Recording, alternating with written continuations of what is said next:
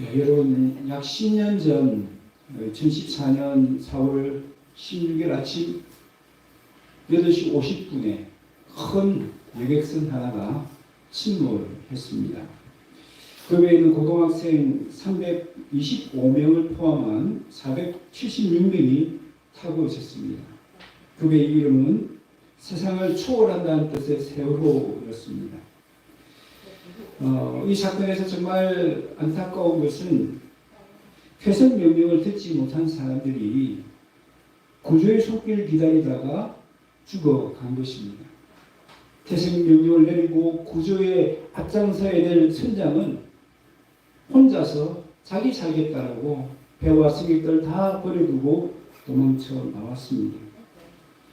그리고 구조대가 도착했지만 어떤 이유에서든지 신속하게 구조가 이루어지지 않았습니다.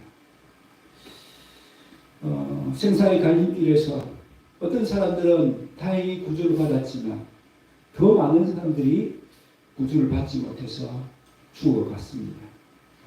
전 국민은 이것을 TV로 생중계로 보면서 정말 안타깝고 분노를 금치 못했습니다.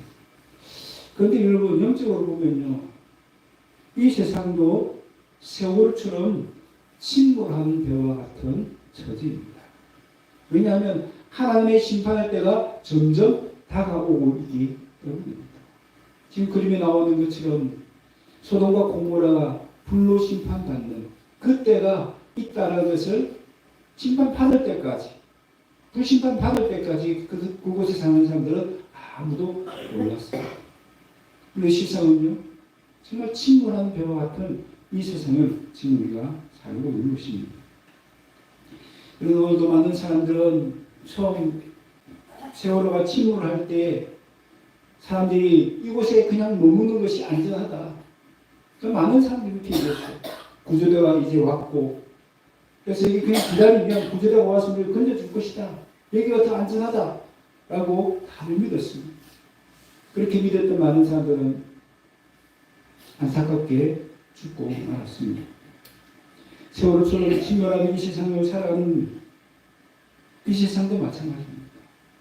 예수님이 구조의 손길을 내밀고 있는데도 불구하고 많은 사람들은 그냥 여기 있는 것이 안전하다, 이 세상이 안전하다라고 믿고 예수님이 그 구조의 손길을 외면하고 있는 이 모습들을 보게 됩니다. 세월호처럼 침몰한 이 세상에서 가장 중요한 문제가 뭘까요? 가장 중요하고 가장 심각하고 가장 긴급한 문제는 구원의 문제입니다. 우리가 살아가면서 돈처럼 중요한 문제는 없죠. 그래서 우리는 돈이 문제다라고 많이 생각합니다. 그런데요, 그보다 더 중요하고 심각하고 긴급한 문제는 구원의 문제입니다. 왜냐하면 구원은 생사가 달려있기 때문에 중요하고, 또한 구원은 내가 영원히 천국에 살 것이냐 지옥에 살 것이냐를 결정하는 것이기 때문에 심각한 문제입니다. 뿐만 아니라 우리는 언제든지 죽을 수 있기 때문에 가장 긴급한 문제로 여겨야 됩니다. 오늘 본문의 말씀은 바로 이렇게 중요하고 심각하고 긴급한 구원에 관한 말씀을 우리에게 들려주십니다. 예수님은 이 말씀을 통해서 구원에 대해서 어떤 교훈을 우리에게 주십니까? 첫 번째는 구원은 좁은 문이기 때문에 힘써 들어가야 한다는 것입니다. 어떤 사람이 예수님께 물었습니다. 주여, 구원을 받는 자가 적으니까. 여러분, 왜 이런 질문을 하냐면요, 당시 유대인들의 어떤 이 구원에 관한 논쟁거리가 있었어요. 그게 논쟁거리가 뭐냐면, 구원을 받는 사람들은 많이 있을 것이다, 아니야 적을 것이다, 이런 논쟁이 있었습니다. 그러니까 이 사람도 그것에 대해서 관심이 있었던 것 같아요. 그래서 이 사람은 구원을 어떤 관점으로 접근합니까? 나의 문제로 접근하지 않고 그저 신학적인 논쟁거리로, 그냥 호기심거리로 접근하고 있는 것을 볼 수 있습니다. 왜냐하면 이 사람은 그렇게 생각한 것 같아요. 나는 이미 구원을 받았기 때문에 이 구원의 문제는 나의 문제가 아니야. 그렇게 한가롭게 생각하면서 이 질문을 던졌던 것입니다. 그런데 예수님은 뭐라고 대답하십니까? 이 질문에 대해서 그렇다, 아니다 라고 대답하지 아니하시고요. 조금은 엉뚱한 대답을 하시죠. 좁은 문으로 들어가기를 힘쓰라 라고 대답을 하십니다. 왜 이런 대답을 하셨을까요? 지금 이 사람이 정말 알아야 될 것은 뭐라는 거죠? 구원을 받는 숫자가 얼마나 되느냐, 그것을 아는 것이 중요한 것이 아니라 이 사람이 정말 내가 구원받았냐 하는 것을 아는 것이 더 중요하다는 것을 일깨워 주시기 위해서 이 말씀을 주신 것이죠. 여러분, 이 사람의 질문은 마치 침몰하는 배에서 죽어가는 사람이 구조대가 따왔을 때 그 구조원에게 지금 얼마나 우리를 구조할 수 있습니까? 라고 묻는 것처럼 정말 어리석은 질문이죠. 그래서 이 사람이 정말 관심을 가져야 될 것이 뭡니까? 지금 내가 구원을 받을 수 있는가? 구조를 받을 수 있느냐? 그것이 더 큰 문제, 더 중요한 문제가 아닐까요? 그래서 예수님은 내 자신이 먼저 구원받는 것이 중요하다는 그런 의미로 죽음으로 들어가기를 힘쓰라라고 말씀을 하신 것입니다. 그러면서 구원을 받기 위해서는 좁은 문으로 들어가기를 힘쓰라라고 말씀하시는데, 여러분 여기서 말하는 힘쓰라는 뜻이 뭘까요? 여러분 여기서 힘쓰라는 말은요, 어떤 때 이 당시에 쓰였냐 하면 운동선수가 치열하게 경쟁하고 목표를 위해서 노력하고 이기기 위해서 전복된 힘까지 짜낼 때, 그때 이 용어를 쓴 거예요. 싸우다, 투쟁하다, 이런 의미가 담겨 있는 겁니다. 그러니까 구원을 얻기 위해서 어떻게 된다고요? 좁은 문으로 들어가기 위해서 막 힘써 싸우고 투쟁하고 정말 전복된 힘까지 다 쏟아야 된다라고 말씀하는 겁니다.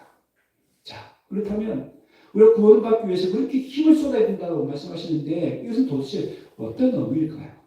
여러분, 이 말씀은 우리가 구원받기 위해서 우리가 뭔가 많은 공로를 세우고 뭔가 많은 행위를 하고 많은 선행을 해야 된다, 그런 뜻일까요?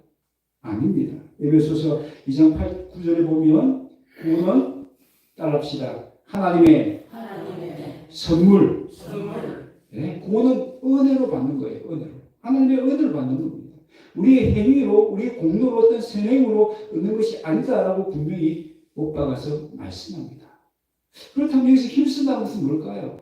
구원을 받기 위해서 더 열심히 예배드리고 더 기도에 힘쓰고 더 치아에 기도 열심히 하고 헌금 많이 하고 봉사 많이 하고, 이런 의미가 아니라는 거예요. 그렇다면 여기서 힘쓴다는 것은 무엇을 의미합니까? 여러분, 구조받는 과정을 한번 생각해 보십시다. 이 구조대가 왔어요. 구조대가 오면 지금 구조를 기다리는 사람은 어떻게 해야 될까요? 구조대가 숨바꼭질을 해야 될까요? 아니, 반대죠. 구조대가 나를 발견할 수 있도록 어떻게 해야 됩니까? 막 살려달라고 목전껏 외쳐야 되죠. 내가 지금 여기 있습니다. 나를 살려주세요. 도와주세요. 라고 외쳐야 되는 거죠. 만약 구조대원이 밧줄을 나한테 던지면 어떻게 돼요? 밧줄을 던져버리고 밧줄 안 잡으려고 막 그렇게 해야 되나요? 아니죠. 그 밧줄을 내가 붙잡아야 되죠. 그 밧줄을 내 몸에 감든지 해야 되죠. 사단에게 들으면 어떻게 돼요? 사단을 피해서 막 도망다녀야 됩니까? 아니죠. 그 사단을 내가 밟고 올라가야 되는 거예요. 그렇죠, 여러분? 살려달라고 목숨껏 외치는 것, 그리고 또 밧줄을 붙잡는 것, 또 산을 타고 올라가는 것, 다 누가 해야 되는 거죠? 내가 해야 되는 거예요. 그렇지만 구조받을 때 누가 구조했다고 얘기합니까? 내가 스스로 구조했다고 얘기하나요? 아니죠. 구조대가 날 100% 건져준 거예요. 마찬가지입니다. 우리 구원을 위해서 우리가 힘써야 될 것은 뭡니까? 예수님께 나를 살려달라고 목숨껏 외치는 거예요. 무슨 말입니까? 나는 죄인입니다. 예수님이 아니면 나는 구원받을 수 없는 죄인입니다라고, 내가 죄인임을 인정하고 고백하고 나를 살려달라고 도와달라고 예수님의 이름을 불러야 된다는 것입니다. 뿐만 아니라 어떻게 되죠? 중요한 것은 회개해야 됩니다. 삶의 방향을 완전히 180도 돌려야 된다는 것입니다. 지금까지 살아왔던 세상의 방식과는 단절하고 하나님께서 기뻐하시는 삶의 방식으로 바꿔야 된다는 뜻입니다. 여러분 이것은 마치 뭐와 같은 거냐면요. 연어가 거친 물살을 헤치면서 어디로 올라가죠? 자기가 태어났던 원래의 고향으로 가는 거죠. 여러분 우리가 천국 가는 과정은 마치 이와 같아요.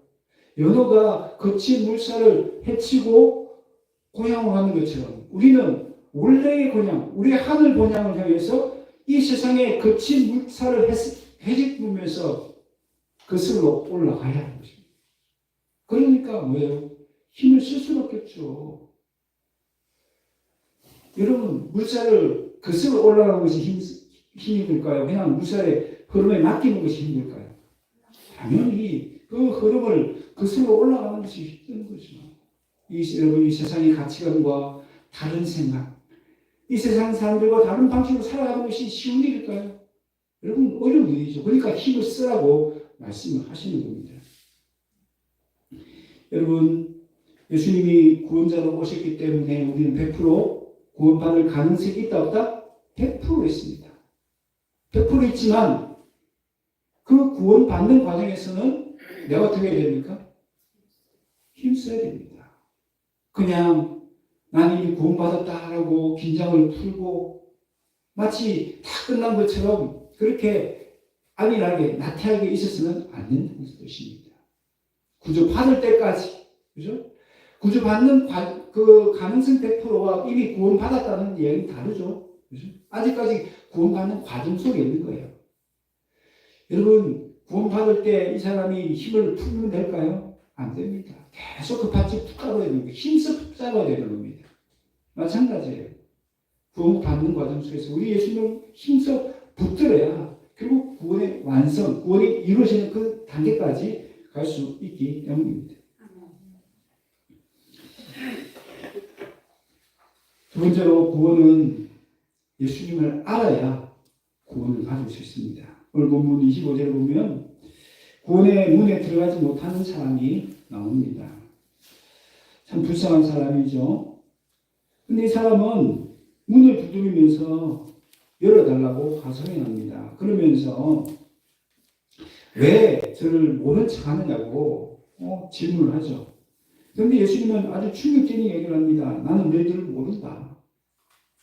그런데 이 사람들의 질문은 뭡니까? 26절에 아이고 예수님 우리가 예수님 앞에서 함께 먹고 마시지 않았습니까? 아이고 저희들이 예수님의 가르침도 받지 않았습니까? 그런데 저희들을 모른다고요? 그런데 예수님이 뭐라고 말씀하시죠? 더 충격적인 말씀하시죠. 27절에 나는 너희가 어디서 왔는지 알지 못하노라. 행악하는 모든 자들아 나를 떠나가라. 이 사람들 뭐 하고 있다고요?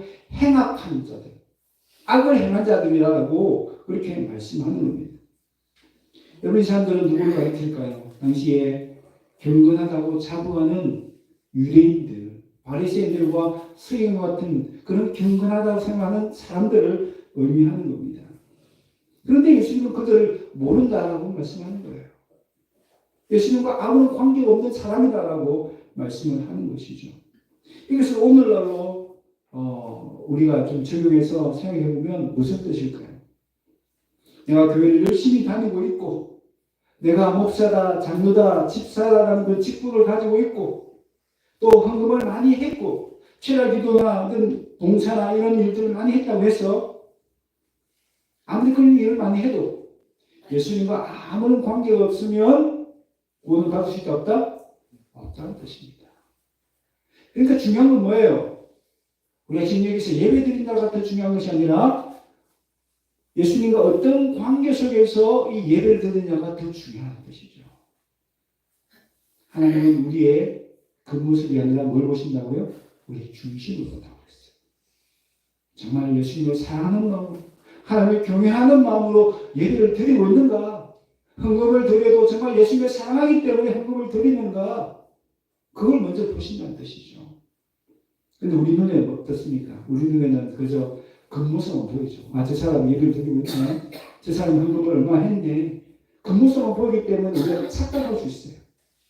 그렇죠? 나 스스로도 속고 착각할 수 있어요.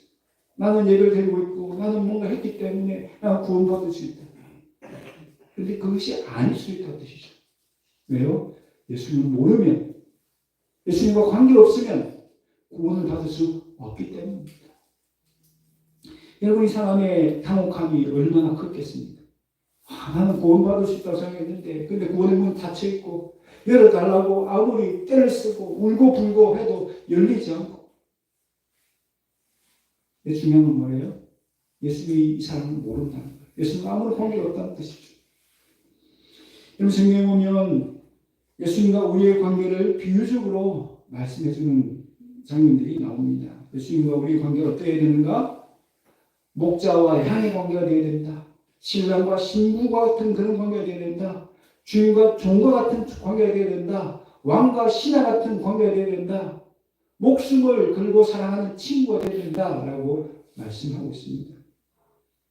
여러분, 그래서 성경은요, 그럼 우리가 여호와를 알자, 힘써 여호와를 알자라고 그렇게 말씀하시는 거예요. 알자라는 말을 두 번이나 반복할 정도로 하나님을 아는 것이 중요하다는 것을 의미합니다. 여기서 안다는 것은 그냥 정보로서 하나님을 아는 것이 아니에요. 하나님이 어떤 분이다라고 그냥 내부에서 검색하는 수준에서의 아는 것이 아닙니다. 여기서 안다는 뜻은 무슨 뜻이죠? 깊은 사귐을 통해서 아는 것을 의미합니다. 마치 부부 사이처럼 속속들이 다 알고 또 부부 사이에 그 누구도 비집고 들어올 수 없을 정도로 사랑하는 관계를 여기서 의미하는 거예요. 그러니까 예수님을 안다는 것도 마찬가지입니다. 예수님과 깊은 사귐을 통해서 사랑의 관계를 가질 때 그 관계가 때로는 왕과 신할 수도 있고 주인과 종일 수도 있고 친구 사이일 수도 있고 목자와 양과 같은 사이일 수도 있지만 중요한 것은 그 예수님과 우리가 사랑하는 관계로 엮여져 있어야 된다는 것입니다. 그럴 때 우리가 구원을 받을 수 있다는 뜻이죠. 여러분, 사랑하는 사람이 생기면 변화가 일어나죠. 사람이 바뀝니다. 꾀지지하던 총각들이 사랑하는 연인을 만나면 먼저 외모부터 말투부터 옷차림부터 다 달라집니다. 그럼 사랑하는 연인을 만나러 가는데 옛날처럼 막 지저분한 수염도 깎지 않고 또 김치국물 묻은 그냥 옷을 입고 가고 땀 냄새 풀풀 풍기면서 그렇게 갈까요? 그렇게 한다면 그건 진짜 그 여인을 사랑하는 것이 아닐 수 있는 거죠. 사랑하면 신경 쓰게 돼요. 사랑하면 바뀌게 됩니다. 사랑하는 사람을 위해서 생각과 마음과 모든 것이 달라지는 것이죠. 사랑하는 사람을 기쁘게 하기 위해서 내 모습을 단장하고 사랑하는 사람을 위해서 뭔가를 헌신하고 희생하는 그런 모습을 보게 됩니다. 여러분, 마찬가지입니다. 우리가 예수님을 알고 예수님을 사랑하면 자연스럽게 뭘 힘쓸 수 있을까요? 좁은 문으로 들어가기를 힘들 수 있습니다. 여러분, 좁은 문 하니까 힘들죠. 편한 길이 아니잖아요.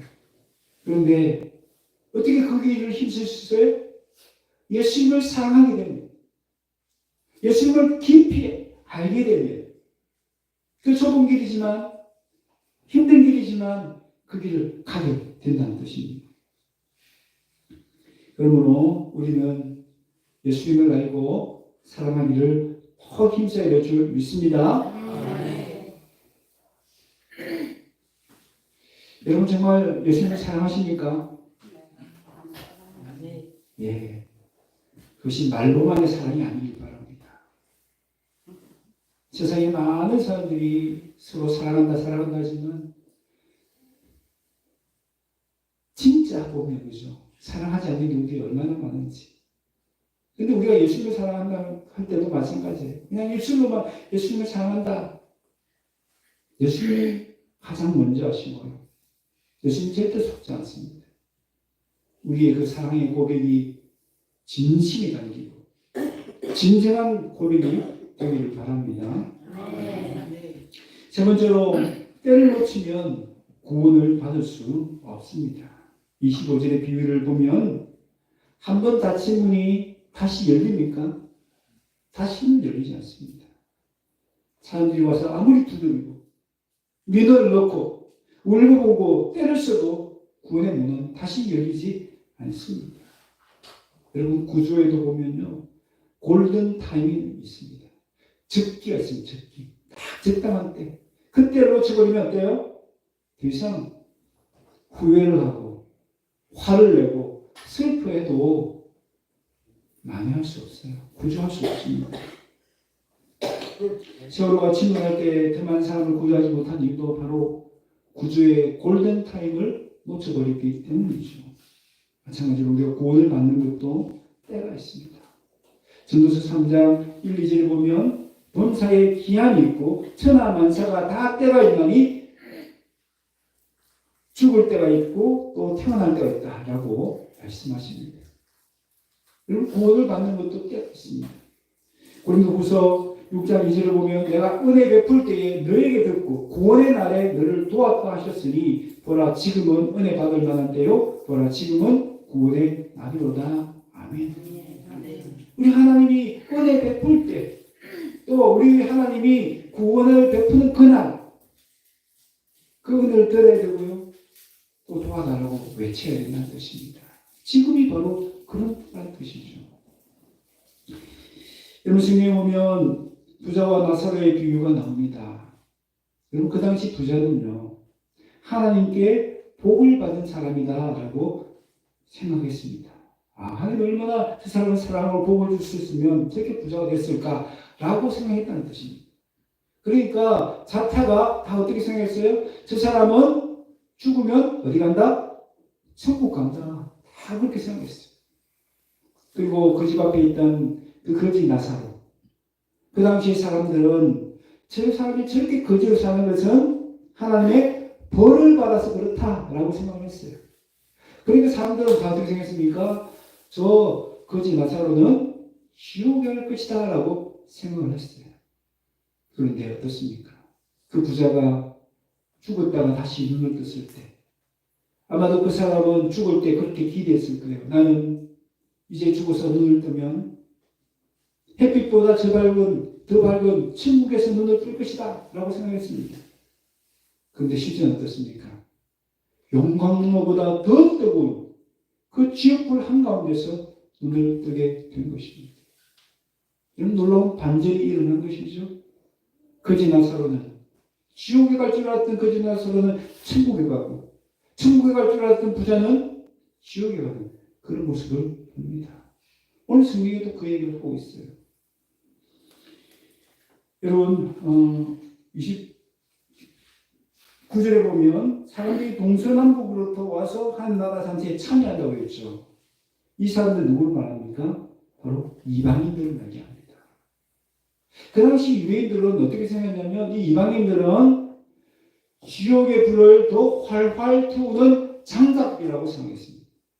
무슨 말이에요? 이방인들은 다 지옥 간다라고 생각했다는 것입니다. 저와 여러분, 그러니까 유대인 입장에서요. 유대인 입장에서 저와 여러분 다 이방인이잖아요. 그러니까 저와 여러분 다 지옥 간다라고 유대인들 생각했던 거예요. 그런데 실제로 어떻습니까? 동서남북으로부터 그 사람들, 이방인들이 다 어디에 참여한다? 한 나라 천국의 천국잔치에 참여한다라고 말씀하고 있죠. 그런데 반대로 28절에 보니까 너희들, 바로 그 천국 간다고 믿었던 유대인들 어떻다고요? 바깥에 쫓겨나서 슬피 울며 이를 갈리라라고 말씀하고 있습니다. 여러분, 왜 이런 일이 일어났을까요? 왜 이런 일이 일어났죠? 이 사람들은 가짜 구원의 확신을 가지고 있었기 때문입니다. 심각한 문제죠. 이 실제는 구원받은 게 아닌데 스스로 나는 구원받았다라고 생각하고 있다는 겁니다. 그걸 확신하고 있다는 거죠. 그것이 문제였다는 것입니다. 여러분 이 사람들은 마치 무엇 같습니까? 침몰한 배 안에서 나는 안전하다. 나는 구원받을 수 있다. 라고 그 스스로 믿고 있다는 것이죠. 그 침몰한 배에서 도움의 손길을 구하고 구속하러 오신 예수님의 손을 붙들어야 되는데 그 일을 할 생각을 하지 않고 나는 아브라함의 혈통이니까 나는 종교적으로 이 많은 의무들 다 행했으니까 나는 구원받을 수 있다라고 거짓 구원의 확신 가운데 빠져 있었기 때문입니다. 여러분, 저와 여러분은 어떻습니까? 우리도 거짓 구원의 확신 가운데 빠질 위험이 있다 없다? 있습니다. 그럼 어떻게 해야 되죠? 어떻게 해야 되나요? 오늘 고린도후서 6장 2절이 그 답을 줍니다. 보라, 지금은 은혜 받는데요. 보라, 지금은 구원의 날이로다. 무슨 말입니까? 어제의 믿음으로, 어제의 은혜로 우리가 구원받는 것이 아니라 오늘의 믿음으로, 오늘의 은혜로 우리가 구원받는 줄 믿습니다. 나는 10년 전에 예수를 믿었기 때문에 구원받는다. 그렇게 안심하고 있어서는 안 된다는 뜻입니다. 오늘도 믿음으로 주님을 붙들고 오늘도 그 하나님의 은혜를 온전히 바라면서 주님께 나아가야 된다는 뜻입니다. 그렇지 않고 나는 10년 전에 예수님을 믿기로 작정했어. 난 10년 전에 뜨거운 성령의 불을 받고 은혜를 받았어. 그러니까 나는 구원받을 수 있을 거야. 그러면서 오늘은 어떤 삶을 삽니까? 그저 영적으로 안일한 삶, 영적으로 잠든 삶, 세상과 똑같은 삶을 살아가면서 난 구원받았다라고 그렇게 스스로 확신한다면 그보다 더 큰 일이 없다는 뜻이죠. 오늘의 은혜를 바라보며 살아야 됩니다. 오늘 내가 믿음으로 주님을 붙들어야 될 줄 믿습니다. 그렇지 않으면요, 이런 일이 일어날 수 있는 거예요.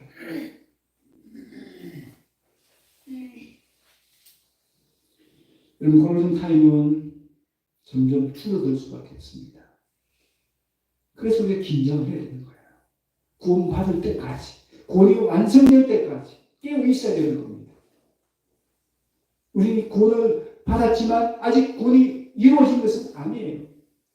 그런데 많은 그리스도인들이 마치 구원이 끝난 것처럼 세상 속에서 잠들어 있고 세상의 방식을 그냥 따라가고 있고 세상은 똑같이 생각하고 있고 거친 물살 그슬 올라가는 연어처럼 사는 것이 아니라 그냥 세상 흐름에 그냥 둥둥 떠내려가고 있고 여러분, 그런 모습으로 구원받을 수 있다 없다? 없다는 뜻입니다. 무슨 경고의 말씀으로 이 말씀을 들어야 됩니다. 우리 자신을 보세요. 나는 지금 어떠한가? 그냥 과거의 그 믿음으로 과거에 받았던 그 은혜로 살고 있습니까? 아니면 지금 내게 주신 그 은혜 때문에 우리 주님을 사랑하고 주님을 붙들고 주님을 믿고 의지하고 있습니까? 여러분, 과거에 활약했던 신앙으로는 우리가 주님을 만날 수 없어요. 오늘 깨어 있어야 되고요. 오늘의 흡족한 은혜를 구해야 하며 나가야 됩니다. 여러분, 그럴 때 오늘이 어떤 날? 구원의 날이 되고 은혜 받는 날이 되고 그 구원의 기쁨 가운데 매일매일 살아갈 수 있는 생수가 넘치는 그런 삶을 살아갈 수 있는 비밀이 바로 여기 있는 거예요. 왜 우리가 예수 믿어도 기쁨이 없고 감사롭고 축축 처지고 그렇습니까? 오늘의 흡족한 은혜를 우리가 누리지 못하기 때문이에요.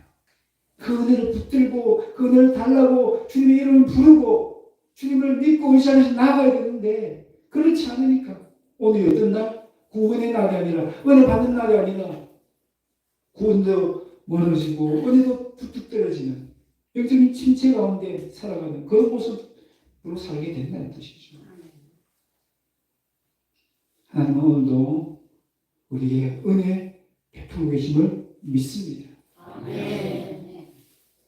제가 여러분이 얘기하잖아요. 그릇을 뒤집어 놓고 은혜 받으려고 하면 은혜 받을 수 있어요? 없어요? 없습니다. 그래서 은혜 받을 수 있는 그릇을 준비해야 돼요. 햇빛이 비치고 있는데 그 햇빛을 받기 위해서는 밖으로 나가서 그 햇살을 향해서 얼굴을 드러내야 됩니다.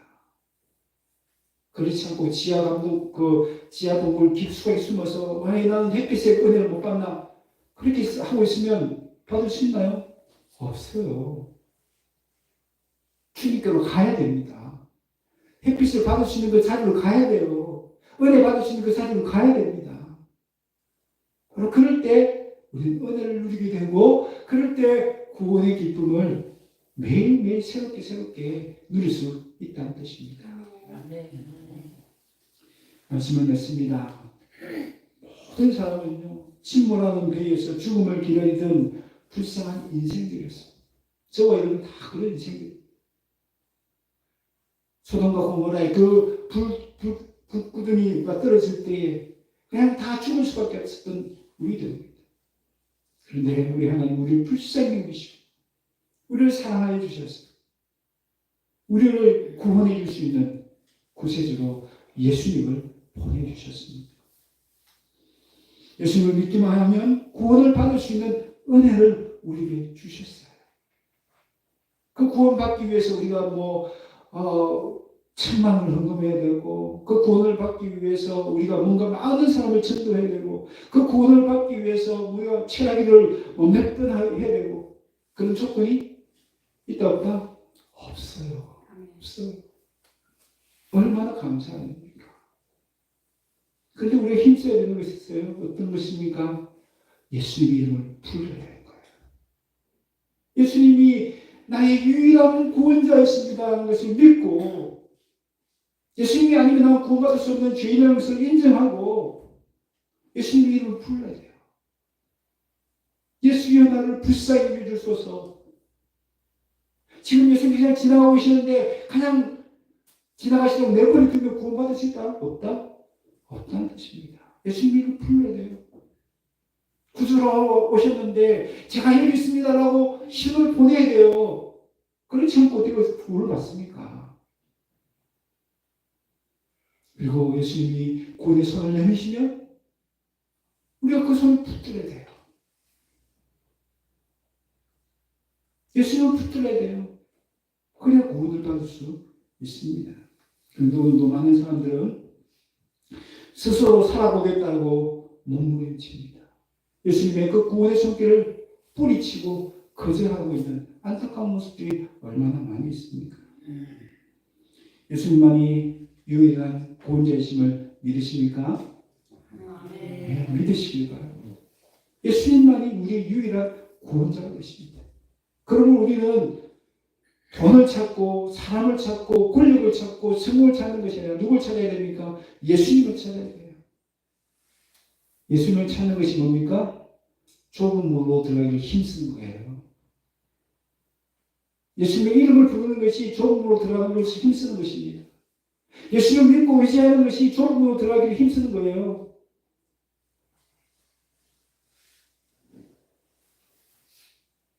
예수님께 우리 연약한 손을 내미십시다. 그러면 우리 주님은 우리 손을 강하게 붙들어 주시고 우리를 이 죄악된 세상 가운데서 영원한 지옥불에서 건져주실 줄로 믿습니다. 여러분 구원의 문이 닫히기 전에 지금 좁은 문으로 들어가기를 힘쓰시기를 바랍니다. 그러면 우리 주님은 두 팔 벌려서 우리를 반갑고 기쁘게 맞이해 주실 것입니다. 그래서 우리 주님 품 안에서 구원의 기쁨을 충만히 누릴 수 있는 저와 여러분 다 되시기를